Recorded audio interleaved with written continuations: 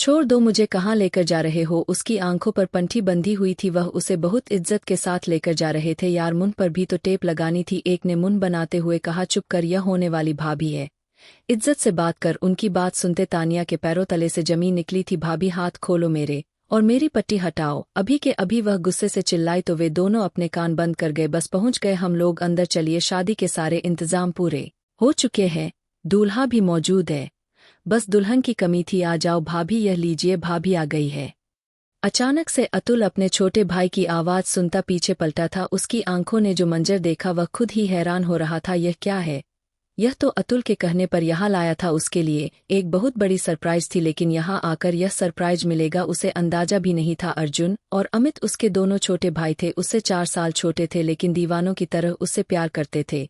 और जब उन्हें यह पता चला डॉक्टर तान्या पर उनके भाई अतुल का दिल आ गया है, तो वह पहली फुर्सत में सारी इन्फॉर्मेशन इकट्ठी करते अपने भाई के लिए डॉक्टर तान्या का रिश्ता ले जाने वाले थे। पर जब तक उन्हें पता चला तब तक बहुत देर हो गई थी। आज डॉक्टर तान्या की शादी थी और उनके पास सेकंड ऑप्शन था कि वह कोई और रास्ता अपनाते। तब उन दोनों ने डॉक्टर तान्या को किडनैप करने का फैसला किया था और फैसले पर काम करने का ठान रखा था। इस सब काम में उन्होंने एक लड़की को और शामिल किया था जो उनकी दोस्त थी, जबकि उस सारी वारदात में पहली बार एक हस्ती को शामिल नहीं किया गया था, और वह थी अतुल की सबसे बड़ी चमची। उन तीनों भाइयों की इकलौती छोटी बहन रंभा थी। वह हर बार उनके हर वारदात पर शामिल होती थी, लेकिन इस बार उसको इस सबसे दूर रखा गया, क्योंकि अतुल को वह हमेशा वक्त से पहले राज बताकर अपना आप छुड़वा लिया करती थी और यह तीनों फंस जाते थे। आज उन तीनों के राज को राज रखते हुए यह सब किया गया था। अतुल जब उसने डॉक्टर तान्या को यूं अपने सामने देखा तो वह बहुत ज्यादा हैरान हुआ। भाई, यह आपकी होने वाली पत्नी है, हम उन्हें उनकी शादी से किडनैप करके लाए हैं,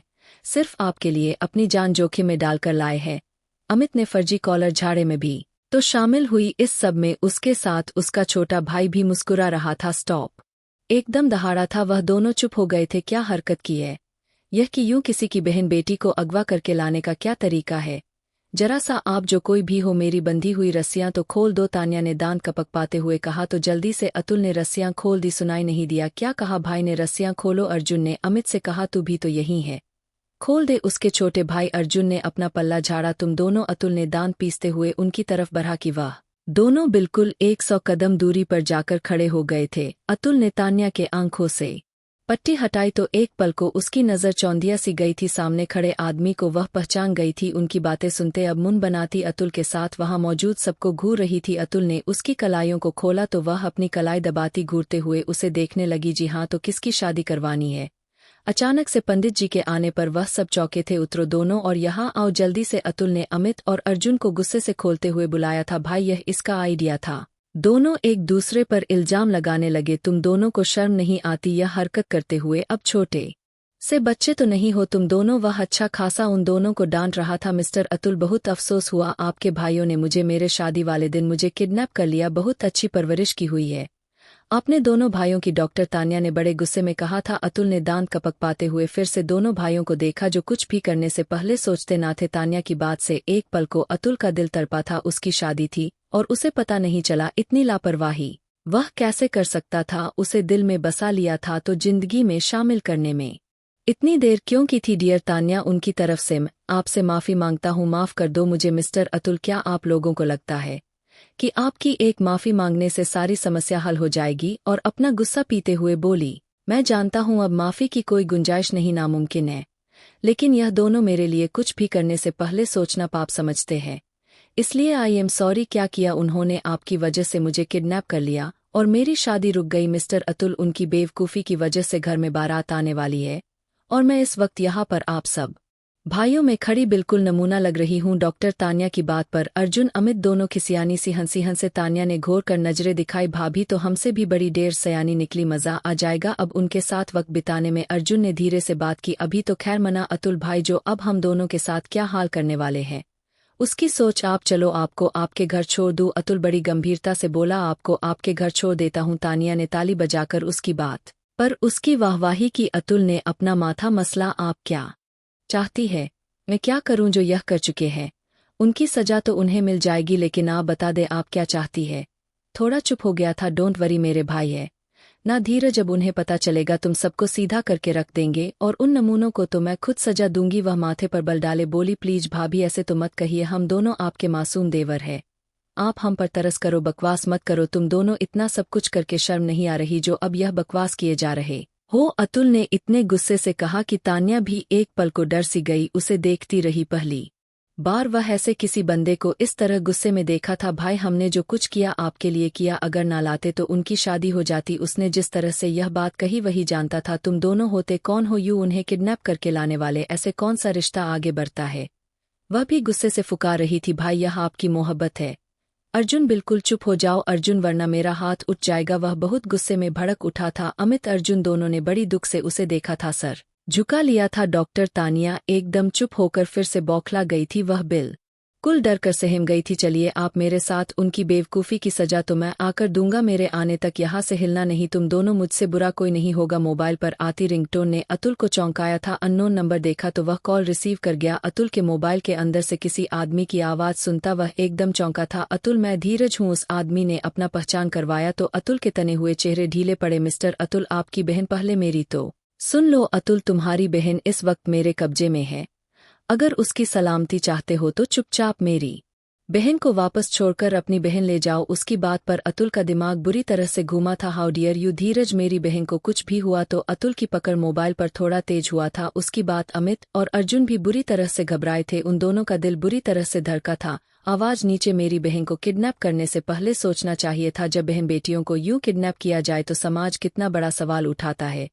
तुम्हारे पास सिर्फ 1 घंटा है। वह अपनी कॉल बंद कर गया। अतुल की सांसें तेज हुई थी। वह मासूम उसकी छोटी बहन थी, मासूम समझने की उसको कोई गलती नहीं कर सकता था, ना समझ सकता था। थोड़ी बात तूनी थी लेकिन उतनी ही डरपोक उस जगदीश ने उसे किडनैप कर लिया था। भाई क्या हुआ, रंभा कहाँ है।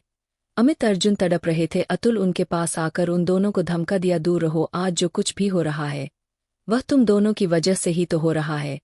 अगर रंभा को कुछ भी हुआ तो तुम दोनों उसके जिम्मेदार हो, याद रखना। उन दोनों को उंगली उठाते वार्निंग करता डॉक्टर तान्या की तरफ मुड़ा, मेरे भाइयों ने आपको किडनैप किया, आपने मेरे परवरिश पर उंगली उठा दी, लेकिन अब आपके भाई ने मेरी छोटी बहन को किडनैप करके बहुत बड़े बड़पन का सबूत दे दिया है।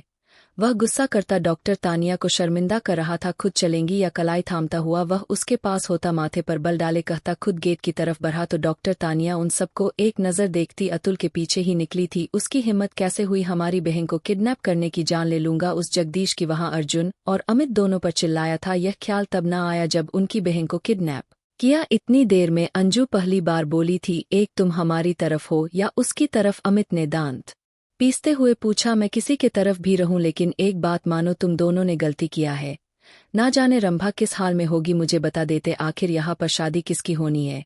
मुझे फिर और भी जगह जाना है पूजा पाठ के लिए। पंडित जी की बात पर उन तीनों ने उस पंडित जी को बहुत गुस्से से घूरा था। जगदीश के यहाँ घर मेहमानों से भरा था जो धीरे धीरे खाली हो रहा था। बारात भी वापस जा चुकी थी, दुल्हन किडनैप हुई थी, सब जगह यह बात फैली हुई थी। और जगदीश बिल्कुल नहीं चाहता था कि उसकी बहन को उसके ससुराल में कोई किडनैप होने के ताने मारे, भले उसके लिए उसके तानिया को सारी जिंदगी कुंवारा अपने पास बैठाकर क्यों न रखना पड़ता। अंकल मुझे प्यास लगी है, रंभा ने अचानक से बुलाया तो वह उसे माथे पर बल डाले देखने लगा, जो मुश्किल से अपने गुस्से पर कंट्रोल कर रहा था। वह कुछ 18 से 19 साल की थी, लेकिन वह भी कोई बहुत बड़ा तो नहीं था, 28 साल का होगा। और वह उसे बार बार अंकल ही कह रही थी। जगदीश को जैसे ही तान्या के किडनैप होने का पता चला था, सीसीटीवी वही कैमरे की फुटेज में दोनों भाइयों को देखा गया था। जल्दी उनकी सारी इन्फॉर्मेशन निकलवाता उनकी बहन को किडनैप कर गया था। जो पूरी आफत थी, धीरज को आफत ही लग रही थी। पिछले 1 घंटे से उसने नाक में दम करके रख दिया था। कभी किसी चीज की फरमाइश कर रही थी, कभी किसी चीज की। ऐसा लगता था वह किडनैप नहीं हुई है, कोई पिकनिक मनाने आई हो। अभी जूस पिया था, फिर से प्यास लग गई थी। जगदीश ने दांत कपक पाते पूछा तो, अरे अभी तो जूस पिए पूरे 5 मिनट बीते हैं, वह तो कब का हजम हो गया है। प्लीज अब कुछ और मंगवा दो, मेरा गला सूख रहा है। वह मासूम सूरत बनाती बोली, हमारे घर में यह सब फालतू चीजें नहीं मिलती। वह गुस्से से बोला था, अंकल जी धीरे से बोलिए, डराओ मत मुझे, चलिए मुझे कुछ और पिला दीजिए, उस पर ही बिता लूंगी। वह मासूम शक्ल बनाती बोलती जा रही थी। जगदीश का दिल कर रहा था कि उसके कान के नीचे लगा कर दे, लेकिन खुद पर कंट्रोल करते वह दूर खड़ी नौकरानी को दोबारा से कॉफी लाने का इशारा किया तो वह जल्दी वहां से अंदर बरी, वैसे एक बात तो बता दीजिए अंकल, जगदीश नाम है, मेरा अंकल नहीं हूँ तुम्हारा। वह उसकी बात काटता सामने सोफे पर एक तरफ बैठ गया था। अच्छा जगदीश जी, आज आपकी बहन की शादी थी, वह ऐसे पूछने लगी। तुम्हारे भाइयों की वजह से रुक गई है? वह आगे होकर ठंडे शब्दों में बोला, यह सब तुम्हारे भाई अमित अर्जुन की प्लानिंग की वजह से हुआ है। और अच्छा हुआ जो पकड़े गए, मुझे इस बार उन्होंने शामिल ही नहीं किया था। अफसोस करते बोली थी कि इतने में नौकरानी कॉफी ले आई थी, साथ में कुरकुरे वगैरह भी लाई थी। उसके जुबान को खुजली हुई, वह जल्दी से संभल गई कि अरे जो दूसरे वाले कुकुरे होते हैं ना, आलू वाले, वह बहुत मज़े की होती है और अपने भारत में ही बनाई जाती है, इसलिए और स्वादिष्ट होता है। वह ले आओ और साथ में जलेबी भी ले आना, मज़ा आ जाएगा और मज़ा थोड़ा दुगना हो जाएगा। वह नौकरानी को डांटते हुए बोली थी। पिछले 1 घंटे से वह बार बार खाए जा रही थी। मैंने आपसे पूछा क्या आप इतना गुस्सा करते थकते नहीं? वह भी उसे जलाते हुए बोली। दिल ही दिल में उस लड़की से परेशान हो गया था जिसने उसे 2 घंटे में उसके दिमाग की बिल्कुल पत्तियां हिला कर रख दी थी। वह कब से अतुल का इंतजार कर रहा था कि उसकी बहन को वापस लेकर आए और उसकी यह आफत वापस लौटा दे। वैसे तो देखने में आपका घर भी प्यारा है, लेकिन हमारे घर जितना नहीं है। वह गिलास मुंह से लगाती यह सब बताने लगी थी। मैंने तुमसे नहीं पूछा कि मेरा घर कैसा लगता है, तुम चुप करके बैठो। वह दांत पीसते हुए बोला था। अगर कोई अच्छी राय दे रहा हो तो उसे सुन लेना चाहिए। और उसके पास आते वह सोफे पर बैठ गई। बेधड़क उसके माथे पर अपनी उंगली और अंगूठे को रखते उसके माथे के बल को खत्म करना चाहा। उसके इस तरह नजदीक बैठने से जगदीश थोड़ा सा अनकंफर्टेबल सा हो गया था कि धड़कनें तेज हो गई थी। आप ऐसे ज्यादा अच्छे लगते हैं। वह मुस्कुराई थी। दूर होकर बैठो कहते हुए वह खुद ही दूर हो गया। इतने बड़े होकर मुझ छोटी सी लड़की से डर गए, वैसे डरना चाहिए। मेरे तीनों भाई भी मुझसे हमेशा डरते हैं, लेकिन यह भी सच है, मुझसे बहुत प्यार करते हैं। आप भी अपनी बहन से प्यार करते हैं ना, इसलिए मुझे किडनैप करके ले आए हो? वह थोड़ी के नीचे हाथ रखकर बहुत प्यारे से अंदाज में पूछ रही थी। किडनैपिंग? इसे किडनैपिंग कहती हो? पिछले 2 घंटे से तुमने मेरा दिमाग खराब करके रखा हुआ है। क्या किडनैपर ऐसे होते हैं? वह इतने नखरे नहीं उठाते। जगदीश दांत पीसते हुए फिर से बोला, आप एक अच्छे किडनैपर हैं ना, आप पहले किडनैपर होंगे जो अगवा करके कुछ नहीं किया, एक लड़की को किडनैपिंग करके उसको नुकसान नहीं पहुंचाया, बल्कि उसकी सारी इच्छाएं पूरी की, कई सारे पकवान खिलाए। अब मेरा मिठाई खाने का दिल कर रहा है, प्लीज नौकरानी को बोलिए कि मेरे लिए मिठाई लेकर आए। वह इशारा से दूर खड़ी नौकरानी को कहती उसे वापस भेज दिया। बस करो यार, फट जाओगी खाकर कर, हजम कहाँ कर रही हो यहाँ? पेट पे अपने पेट की तरफ इशारा करते बोलती, एक आईब्रो ऊपर चढ़ाती। तभी नौकरानी अंदर आने की परमिशन मांग रही थी। रास्ते भर वह दोनों चुप रहे। ताना ने कनखियों से अतुल की तरफ देखा। उसका बॉडी देखकर उसका दिल मचल रहा था। अपने गले में बाहें डालकर गुम हो गई। अपना एड्रेस बता दो। वह बाहर विंडो पर नजर गड़ाए स्क्रीन पर जमाए तान्या से पूछा तो वह धीमे शब्दों में एड्रेस बताने लगी। फिर एकदम से बोल पड़ी, आप मुझसे प्यार करते हैं? उसके सवाल पर अतुल ने एक नज़र उसकी तरफ देखा, लेकिन कुछ पल के लिए चुप रहा। अब उन बातों का कोई फायदा नहीं। बोला भी तो क्या? तान्या ने ना में सर झटक कर, अगर आपको मोहब्बत थी तो आपको बताना चाहिए था ना। क्यों, क्या फर्क पड़ता है? मोहब्बत ही क्या जिसको शब्दों की जरूरत पड़ जाए? अतुल की अपनी ही एक मनगढ़ंत दिमागी कहानी थी जिस पर डॉक्टर तानिया सिर्फ अफसोस ही कर सकती थी। मोहब्बत और चुप्पी कभी शब्दों की मोहताज नहीं होती, यह तो आंखों से इशारा हो जाए।